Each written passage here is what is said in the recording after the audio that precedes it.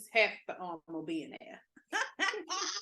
So, welcome to Beautifully Well Conversations with Nick. You just heard, I mean, you already know Erika has a mean sneaker game, and I'm already thinking about what my kicks need to look like, what my plan will be to embrace this fall because I'm absolutely loving them. This Beautifully Well conversation, when I tell you, it is just that. This is it's full transparency. I do not have this long list of questions in my mind to have this conversation because one, I can appreciate the privilege and the honor of sitting here with the Buffalo Soldier herself. It just happens to be October, which is Breast Cancer Awareness Month.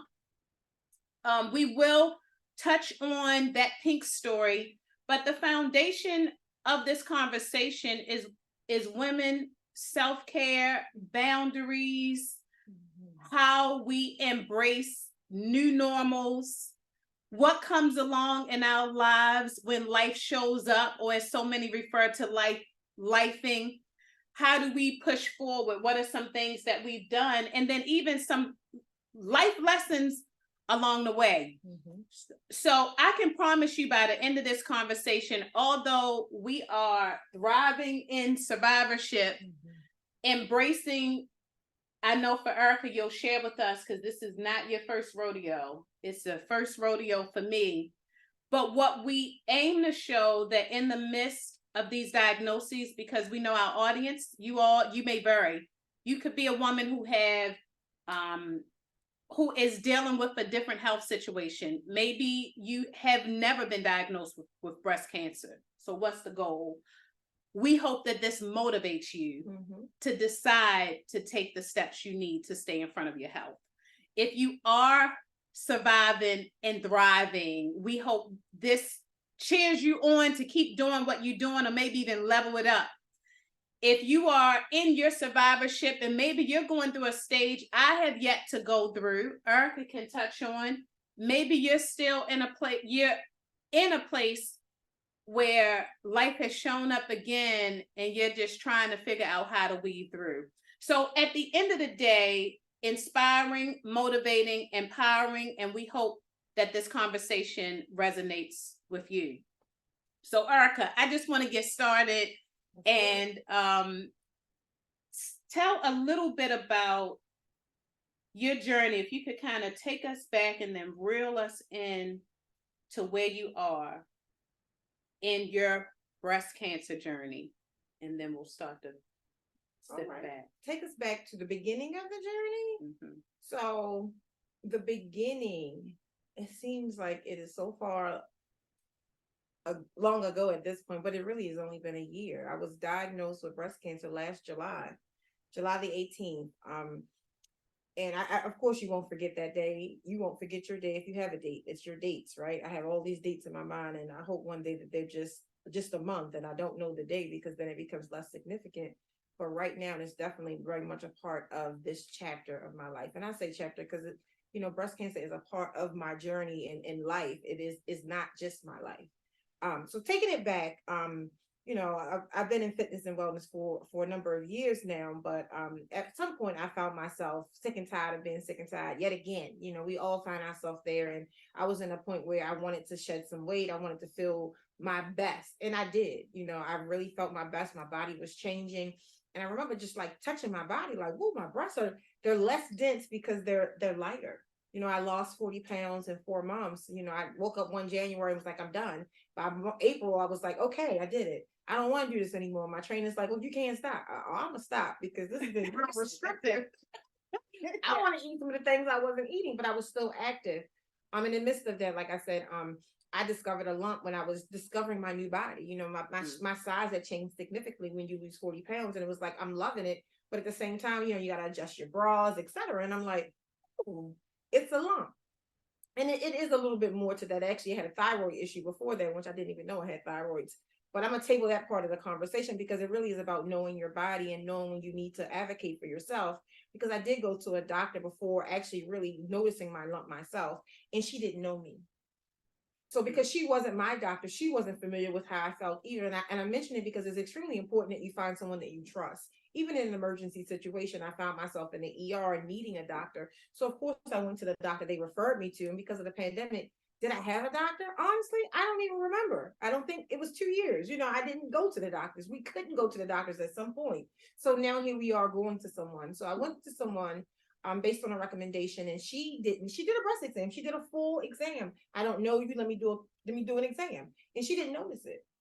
So ironically, again, still not knowing my body, 2 weeks later, I noticed a lump, and I'm like, what is this? Boyfriend, partner at the time. I said, "Hey, you doing this?" He was like, "Yeah, that's different.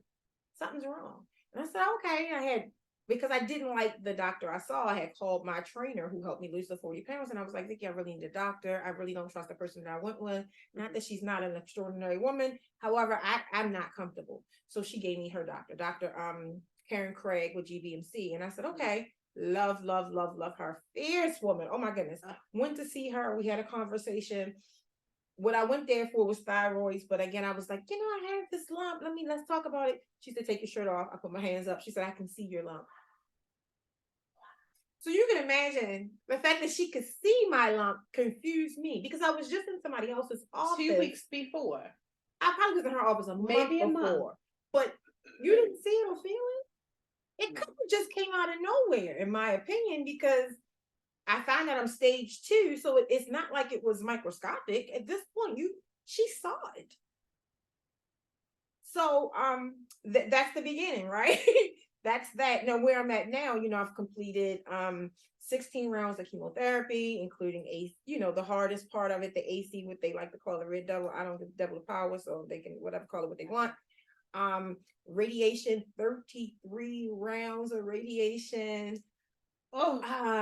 Breast surgery, a breast reduction, lumpectomy. And just recently, just because they found lymph nodes, that another story in itself, because I had 3 biopsies because we thought I had lymph nodes, had cancer in my lymph nodes. In advanced radiology kept saying, "No, no, no, no, no." Me and my doctor was like, "I think it's there." And she was like, Dr. Fogarty was amazing, because she kept sending it out for other people to look at. And she was like, "We're just going to trust it, because when I have surgery, I'm going to check anyway." Good thing they checked. So she cut it out, and guess what? It was breast cancer in my lymph nodes. So that took me from stage 2 to stage 2B, which really is stage 3, but they don't like to say stage 3. Long story short, they removed it, got my breast done. Every doctor says I have great boobs. I really do have great boobs. Not that that's, the victory of it, but it's nice to find a little bit of joy in it. Right. Help me embrace this. Right. That was a big deal. I had, when I first found out I had breast cancer, I was like, well, all right, I'm just going to cut them off. But I learned that was not the only option. And me and the kid were talking about that earlier. I did not know that wasn't the only option, that the percentage was like 5% different. So why would you lose everything when you don't have to? Which is why it's important to advocate and educate yourself, because sometimes you're presented with options which aren't your final option. There's so many other things you can do. So when my doctor started writing it out for me, it was like, wow, I could do this.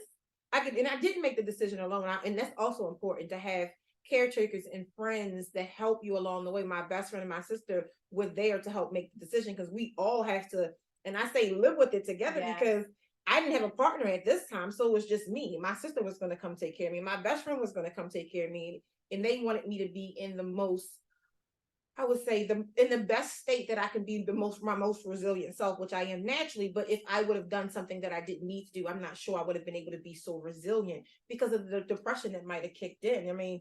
It's just an areola to you, but that's a big deal. That's a big deal. It's a big deal to a lot of women. Yes. And when I see other women's scars, I'm like, I don't know how I would have faced that. My scars, don't get me wrong, they're there. And I still have lymphedema in my breast, and I see a specialist once a week. But I feel like I am more whole than I would have been if I would have had to lose my breast. And I think that makes part of my journey reassuring that I can be more of myself than I would have been otherwise. Not that I'm who I was before, because I'll never be her again, but I feel like I have the confidence when I look in the mirror to push forward. Can I lose the 40 pounds again? Yes, ma'am. Am I going to? It's on there. Probably not. I'll do 25, 30, 40 probably is a bit much stretching it, but nonetheless, health and wellness is still extremely important, and I want to give myself the fighting chance. But where I'm at in my journey now, so I'm finishing up chemotherapy pills and Xeloda, and I'm ready to detox.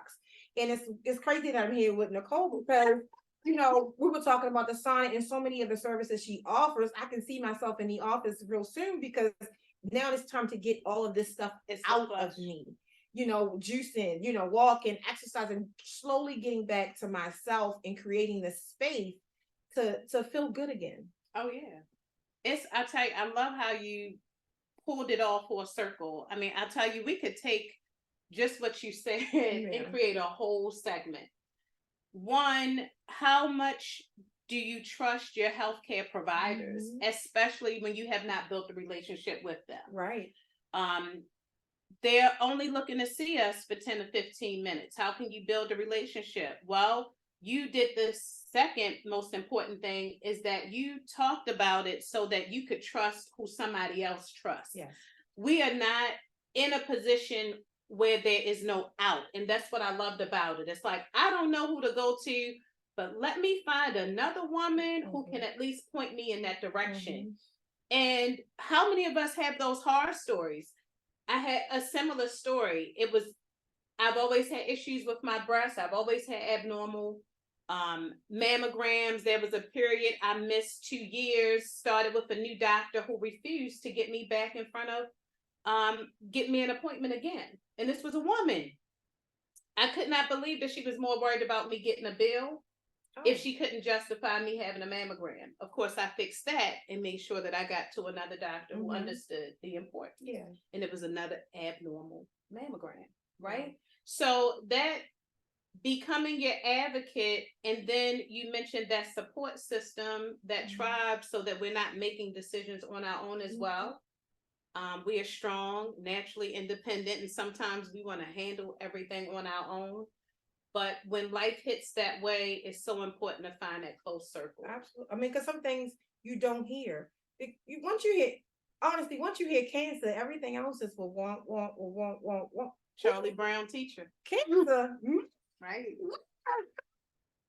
I didn't hear any, and I love the fact that my doctor, old school, somebody said it was old school. I don't know if it's old school or new school, but she drew everything out to me. She broke down, let me show you what stage you're in and why you're in it. And I still have those documents to this day. And that was so reassuring to me, like she really wants me to understand how this works. And here are your options. And if not A, then B. It's like a roadmap. Yes, no, yes, no, yes, no, here we go. And to have my family there to say, if one wasn't there, the other was there. They picked it, they stepped in to say, yeah, well, Erika didn't consider this. So we'd get home and they say, well, this is what I heard earlier. What did you hear? And I had a notebook and a backpack, and I felt like I was Dora the Explorer going to the doctor sometimes because I wanted to know. And I wrote it down when I got home. And then eventually I was like, I ain't carrying this bag no more. I'm tired of this. I'm at the point where I'm tired of appointments at this point. However, I'm going to go and do my due diligence. And I go alone now because it's a year later. But even now, I still think that it would be beneficial to have them sometimes because they're things that I complain about or think about or share with them that I forget to share with the doctor. Oh, awesome point. I see so many opportunities for additional solutions in these conversations too. That how accessible are advocates beyond like your caseworkers or social workers within various organizations, are we becoming our own advocates? Are we taking feedback, right? There are clinical trials on almost everything that happens in these stages of breast cancer, but what about that wellness side of the journey? Like, and what are, like, if we were to say, and that's definitely going to be a follow-up conversation, the top 10 things a woman would need to know at the time of diagnoses, at the time of treatment, various treatment options. There are things you need to know within those treatments. Oh, that's a lot. And then after, what do I still need to keep in mind? Like, where is the advocacy in that? Because I know what we talked about before the camera even started rolling was all of us as survivors have different stories and different experiences with our healthcare team, what some of us knew and what some of us wish we would have known. Just because we didn't know what we didn't know, because nobody chose to tell. Exactly. I definitely think there's a huge opportunity in in the breast cancer community, and even in different hospitals. And it's funny because me and my therapist, talks about this every other week because you need somebody to help you to get through this. You know, for me, it's really important, I think, culturally, and every culture can probably relate, to have someone that looks like you go over these type of things with you. You know, I didn't have someone to say, hey, I know you're digesting a lot, and I understand it, maybe we could talk about it. I felt like that came from the outside. That didn't come from the hospital or the healthcare environment. That's something that I think is a big opportunity that's missing. That outreach, you know, that's someone that they're just sitting in the office and say, I see the concern in your face. Let's chat about it. You know, they show you the social worker and this and then that. And all of that's very overwhelming when you're doing a tour, because one, you're overwhelmed because you're doing the tour. You just got this diagnosis and you're giving me all of this information. But what about when I go home 2 weeks later and, excuse my French, I'm scared. I'm scared shitless. Like, what's next? I don't remember any of these resources that you just gave me. And no one connected with me in that place where I'm like, wow, I can trust her. You know, and it's so funny. I told my therapist, I say, I feel like me talking about it and me wanting to share the good, the bad, and the ugly is I want to figure out how do we create that safe space for people within our culture, because it's hard enough to say, you know, Black women get treated differently, you know, Hispanic women get treated differently. We all get treated differently. And that's facts. We all get treated differently. But how do we overcome that? You know, how are we comfortable enough to say, yeah, I did a mammogram, but I know I have dense breasts. I'm going to need you to do an ultrasound. I know you can do an ultrasound. I don't care how much money it costs. Let me debate with my insurance company. Yeah. I need this because of my health needs. We don't know that until someone else says it. I mean, it's been many a woman in my inbox, like, I didn't know I could do that. And I'm like, well, I've been doing it since 35. Yeah. Because my doctor told me that I had dense breasts and it kept coming back abnormal. And I'm like, well, what's wrong? He's like, I really just think they're dense. Okay. So when I went to get, you know, to check my breast for breast cancer, I'm like, we don't even need to do the mammogram, to be honest with you. But I'm gonna do it. You just go back because to you're going to give me back ultrasound. There's no point. Just go to the ultrasound. And then we have to think about those examination rooms and those organizations that help partner with your hospital, your doctors, because like advanced radiology, I mean, they really need some compassion training. Because, you know, you sit in the waiting room like cattle waiting to be ushered in the back to the next stage, when the reality is, listen to your patient. I know I have dense breasts. I'm going to do the mammogram because you want me to. But you already know that I'm going to need to do the ultrasound. So just put me back there. Why do I have to put the gown, get dressed again, sit here, watch everybody go through their emotions? And in that time, your brain is going through a lot. I had a girlfriend call the other day. I'm sitting here like a cattle waiting to be herded into the next session. I'm already scared. But then I'm just sitting here. Yeah. So I definitely think that we need people, advocates, you know, volunteers. I don't know what they're called, and I haven't quite figured out how to create it, but trust me, it's in the back of my mind to figure out how to do it. We need someone that helps us throughout that, shepherds, or someone that helps us throughout that process, to hold our hands, that understand that it's going to be okay. Sometimes you just need your good girlfriend, your best friend, whoever you want to call it, say, you got this. Take a deep breath. Yeah. Take a deep, because how you feel is valid. And it is justified. It is. It is a scary place to be. And that leads to that conversation about being able to manage the fears, especially for that woman who is debating about getting a mammogram. So often I hear of women talk about the pain associated with a mammogram. And every woman is different, but I still also believe that those experiences can be unique to the individual and that technician as well. Absolutely. Are we working with people, technicians who are more gentle, who are trained at their craft and they know what they're doing, so that at least it's not as uncomfortable? It does not have to be more uncomfortable than it already is. So that is a whole nother conversation, being willing to speak up and say, hey, I know you're about to make me a pancake, but there's a way my arm can go up so that I don't feel like I'm about to lose my arm. I should not have to feel excessive pressure or pain in this process. And I think we have to learn to speak up and say that. I know for me, the mammogram is a whole another situation, but just thinking about that, when I give blood every 3 weeks, I have to get my blood test. And I'm at the point where I've been I'm in black and blue, purple. We're not going to do this, ma'am. And I go in and like, I can feel your energy and I hope it's positive, even though sometimes I'm a little off guard. Just put it in this hand and get the butterfly needle. She was like, well, no, you can't, sis. because the last one is try, and then one before that, I'm not going home black and blue today. Yeah. What I would like for you to do is to make this easy for me. I'm gonna make it easy for you. Get that Yeah. butterfly Yeah. needle Come and on put with it. same thing with the mammogram. I understand this is difficult. Like you said, if you put my arm this way and I move this way, it's gonna make it easy. We have got to learn to speak up. Yeah. And not feel bad about it. You know, in different cultures, you get deemed as difficult. It's not being difficult. This is your body. This That's is your right. temple. You have a right to say, I am uncomfortable. Let me help. And maybe it's how you say it. Let me help you help me. Yeah. And say it. But you have to say, because then we go home and we have this tension. You know, our mouths are tight. We're upset. We're pissed. We're getting ready to leave. Anybody out that comes in our path, you know how it is. Absolutely. We're upset. And we could have just said, you know what? Let me help you help me. Let me tell you what works for me. And if you can't do it, let's get your supervisor or somebody else in here. Because what I'm telling you, I said my whole arm, I had it all up. It's just too much. Yeah.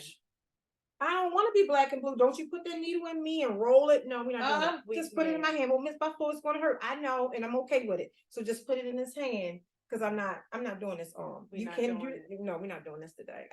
When I say I refuse, I've been doing this for 6 months. You're going to get a butterfly. I'm going to tell you what type of needle and where you're going to put it. And where you're going to put it.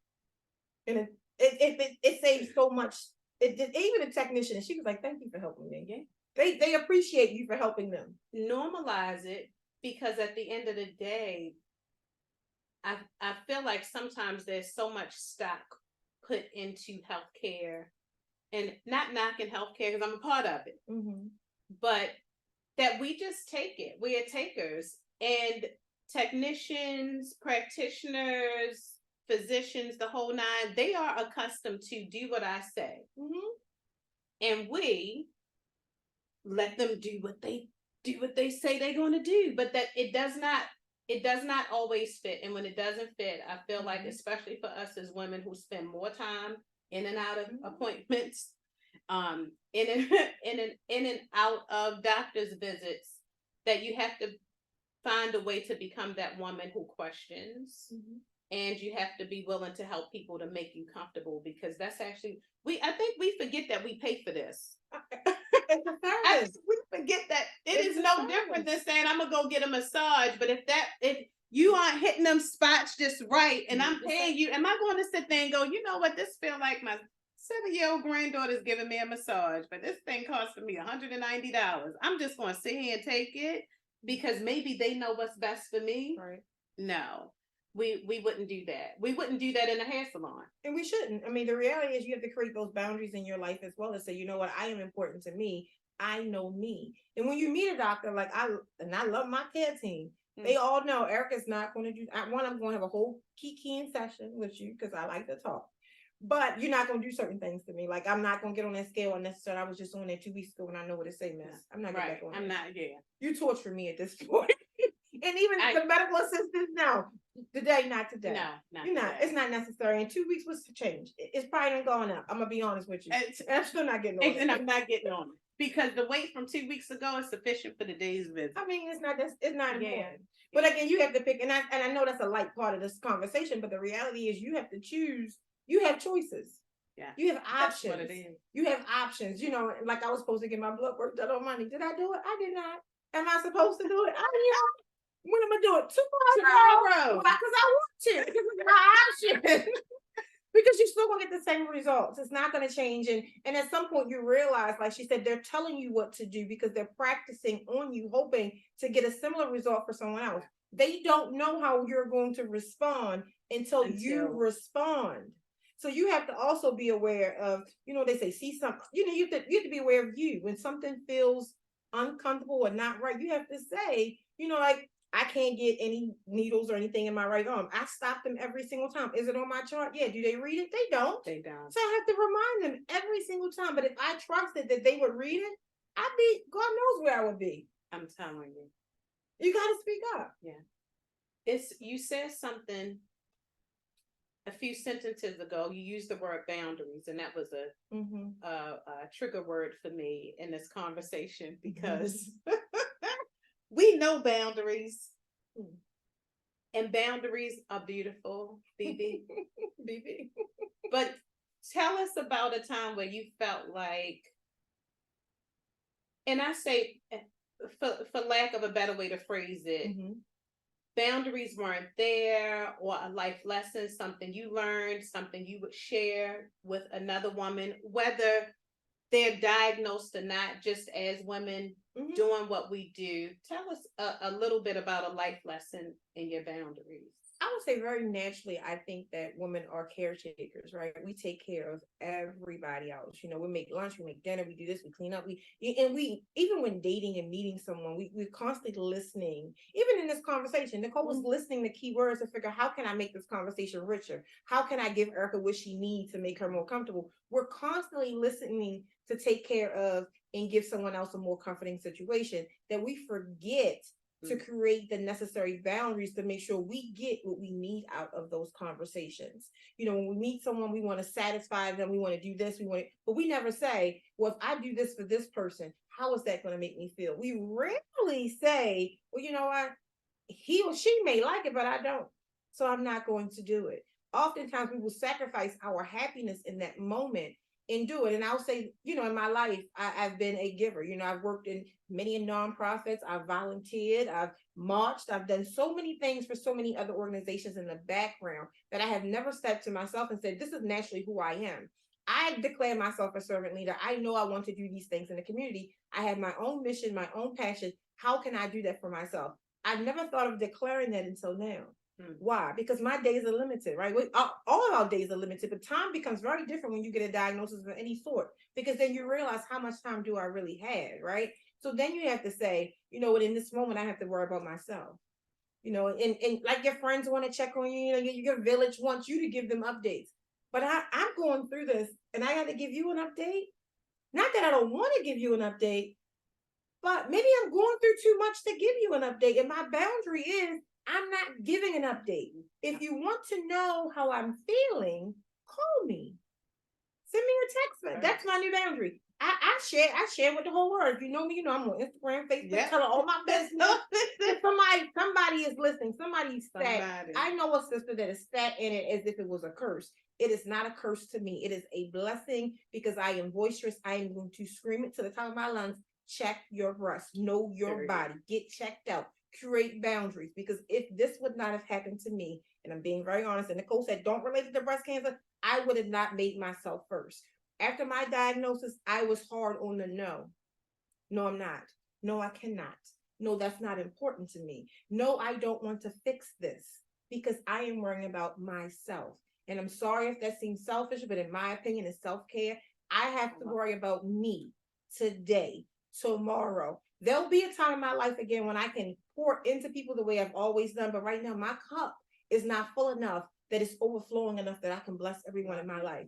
I've done that. I've let it go on E. At this point, I'm in my replenishing season. And that boundary is, if you're not adding value to this cup, I might have to check you later. And I love you. Like they say, life is life, and it is. Mine is too. So I'm going to respect where you at, respect where I'm at gracefully. We're going to give each other grace. I give you grace. But I'm going to give myself grace first, because I've given out all the grace that I can give initially without taking care of myself.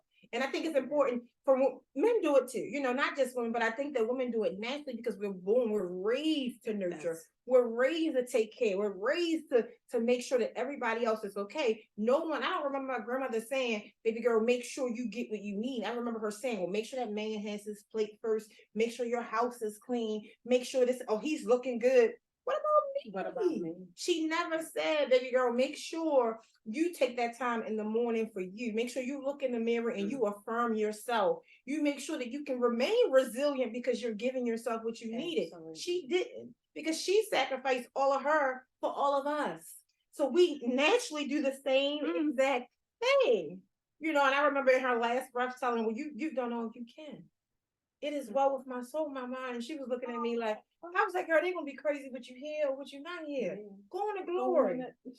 Go on to glory. And I've never said it, you know, we haven't talked about this. And me and Nicole have been friends since like the 8th grade, you know, like I've ushered my mother, my father, my grandparents, both sets of grandparents, uncles and aunts to you know, to their passing. And I've never been able to say it is well with my soul until I realized, watching my grandmother give everything to everyone and seeing her empty in her last days. Baby, nothing's gonna fill you up but glory. Go take that last breath. And she looked at me and grabbed my hand. I said, they're gonna keep stressing, they're gonna keep coming in here stressing you out. It ain't gonna make you feel better. And a couple of days later, she did. My sister said, you told her to go. I didn't I gave her permission. She needed permission. And as her oldest granddaughter, I said, it's okay. It's okay. We will create the boundary. What about you today? You get the peace that you need. And it shouldn't have to be on your dying bed that someone gives you permission to take care of yourself. So that's ringing in my head. It shouldn't be when you get a diagnosis. It should be something that we nurture in our lives we went to all girls school. We do better. Yeah, I'm telling every day of our lives. You should constantly, because the better you are, the better you can give. Yeah. It's you hit it on the nose. Generationally, I did a post a couple of weeks ago. It may have even been a week ago. I don't know, because time is flying. Generation to generation to generation. When do we halt? When do we make it okay to find balance in what we do? That is something from a woman's perspective, from a cultural perspective. I know all women, we face that because it is something, it's in us. But as you mentioned, and I want us to like spin into this final conversation, because oh my gosh, this is like a series for real. Because one, the boundaries is key. You were able to see light at the end of a diagnosis. You were able to, I would just say, embrace for what you could, but you were able to find a joy in it. You were able to learn something about you've always known, but this circumstance forced you to go, you know what? Not only do I have boundaries, I'm not feeling guilty about it, because that's the other side of it that we know. A lot of times we'll push and push and push. We're almost at E, and we will push because we are fearful of saying we can't do something. And we got to get, like you said, have to get past it so that we're not in a situation where we don't have a choice but to set a boundary. Right. But for our ladies who decide to tune in and listen into this, share with us. I'll take it twofold. One, what's your takeaway? I will focus on someone who is, I'll just say women in general. Give us a takeaway. We're over 45. We're closer to 50. Closer to 50. Getting close to that point. At an age where things are changing, life is changing, we're almost half a decade. What is your takeaway in life right now? What would you tell a woman so that we can live the rest of our days, however many days they are, days? When I say days, I'm referring to just life in general. How do we make the most of what we have now? That's a great question. What pops in my head instantly is something that you said before, which I dedicated my journey to counting it all joy. Every day and every moment, there is something to be joyous of. And if it isn't, created and created for you. And I say that because, like she said, I'll be 46 in 2 months. I'm the baby of one of the babies of our class. And I watch my sister, my mother. I watch women give everything and not, and at the end of the day, we do it with love, and we're doing it and we're frustrated, but we're still doing it. And again, it's with love. That's why we're doing it. But that doesn't mean that we're carving out the joy in it. And I think that when you count it all joy, you change your perspective. And even if it's a hard task, because we got to do hard things, right? Even saying no is hard, but find the joy in that no. The joy in that no is, no, I'm not going to do this, but I'm going to do this. Or maybe not a hard no, but a partial no. I'm going to do this for you, but I'm also going to do this for you. Betty, I'm going to ask you to do this for me in exchange. I think, that's what I would take away. Find the joy, even in your hardest time. Even in sorrow and in grieving and in loss, count it all joy. Find the joy. Find the joy. The joy makes the day that much greater. That joy makes, if tomorrow doesn't come, you found the joy today. Find the joy. I love it. It's taken us back to perception and mindset. that when you, at the end of the day, if we aren't able to pause and take a look at what's happening now, finding that joy, just life within itself, we can, I mean, we will crash. I mean, it's the smallest things, it's the sun shining in the morning. It's the waking up and catching that first breath. I mean, there are many times where I'm lost for words, but grateful is never something that I'm not lost. Gratitude is something I don't lose, because all of it, I mean, every single moment, there's joy sitting there, even though I'm late coming back from my break. There's joy in that. I found joy in this conversation, and I'm going to fully engage in it. They're going to be okay. I'm choosing me. Does that mean a consequence ain't going to come? I don't care. Because I done found the joy. I didn't count joy. But no, I mean, in all honesty, that you have to, because if not, it's kind of like seeing a silver lining. So people are always, Nicole mentioned going through her journey and showing up in her true fashions, stilettos, dress. That's her. That's been her since the 8th grade. That's her. I'm telling you. She's going to do that. That's her joy. That may not be somebody else's joy. You have to find your joy. It doesn't look the same. Like, wearing ones, the chemo was my thing. I was in there, sequins, fur, everything. They was like, man, you were having a good time. I am. They ask you your name 100 times. I was Beyonce, probably half the session. Like, you're Beyonce today. I'm Beyonce today. Because I'm going to find the joy. Yeah. Life is not always going to be easy. I don't think it's ever easy. Honestly, it's their perspective and how you look at it. But if you count it all joy and you found it, I think it makes me think about Randy from our class, who's always found, you have to be your chief enjoyment officer of your life. Chief enjoyment officer. And Randy says it all the time, and I'm stealing it from you, Randy. You gotta be your chief enjoyment officer. You control that aspect of you. You can. If you want to call, then drink the call. I mean, we sacrifice so much. You gotta find your joy. You gotta find something that you can count as a joyous. And even in bad news, there is some joy in that too. You just gotta find it. And I think if we dedicate that time every day to find it, it makes the day that much better. I love it. I love it. I got that CEO though. I'm stealing that from Randy too. I love it. She's enjoyment officer. Oh my goodness. When I titled this, because this conversation did not have a title initially on purpose, I feel like it is counted all joy with Erika, Buffalo Soldier, right? Buffalo Soldier. This is so many takeaways. We have to do this again. I cannot wait to share it. I'm definitely going to get us a selfie, a picture clip, or what have you, because I have to tell them you have to listen into this conversation on so many levels. You've been our health advocate. You've been our pink warrior advocate. You have been our self-care advocate. And now you are taking us into mindset coaching with being able to look at things from a fresher, positive perspective, being grateful in what we have, even when we are faced with breast cancer diagnosis, changing circumstances, whatever it may be. And then as women getting closer to hitting that milestone, half a decade mark, how can we really enjoy life? Is that we got to enjoy it now. We can't wait till then. You can't, because tomorrow is not promised. I read something earlier. When I get this age, I'm about I've been watching a watch for 3 years. And my sister's like, just buy a watch. And I was like, well, no, I got this. The other day I posted on Facebook, is it too soon for Capricorns to start buying gifts? My damn gift. That's not my birthday. I bought the watch. You bought a watch? You don't need it? No, but I wanted the watch. What am I here for? I bought the watch. Yeah.